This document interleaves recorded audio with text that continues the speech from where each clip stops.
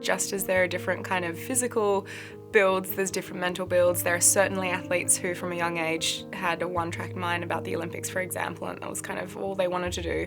And I guess one of the most stark differences between myself and other athletes that I noticed was at the World Youth Championships, rooming with Eleanor Patterson, now world champion. And I remember she said that in her childhood bedroom she had a line around the wall that was the high jump world record, and she, knew that that's what she wanted to do, and that was kind of her purpose. And I remember thinking, wow, I've never thought about it like that.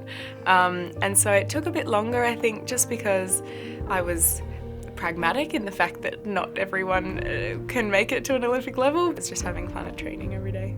Early specialisation, I think, can actually be such a detriment to sports and the athletes themselves. And so a lot of times when other athletes and families message me and say, I'm 12 and I want to be a javelin thrower and that's all I want to do, sometimes my response is feel it out. I think the reason I was so good at javelin in year 12 was because I was playing soccer 3 times a week. My fitness was really good, my agility was really good from that, and I was playing water polo, and so my arms getting that kind of the variety, and I think that makes you a much better athlete. So I actually feel quite strongly that kids should be kids and should try lots of things and be open-minded, and that's when the opportunities kind of come up, and yeah, I think to put all your eggs in one's basket early can lead to overtraining and injuries, so it helps with burnout as well. When you look at the big picture, sometimes it doesn't show all the dips and roller coasters of a career, but in the qualifying round in Donetsk at the World Youth Championships, I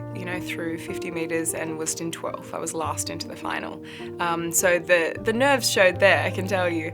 But I guess then and since then in the big competitions I've worked on my kind of mental approach. For a year in college I saw a sports psychologist and I've worked on that, and now I think it's a strength of mine because I kind of take my whole approach to athletics of this balanced kind of life and career and having value outside of my athletic performance.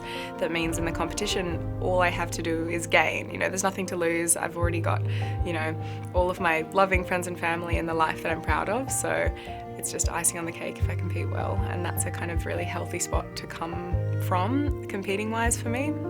So that's what I like to do. The javelin is a really cool event, and you have to love your event to spend so much of your life doing it. I think the fact that it's so kind of athletic and strong and powerful, and so many of the kind of extremes, the flexibility required and things, it's just really cool.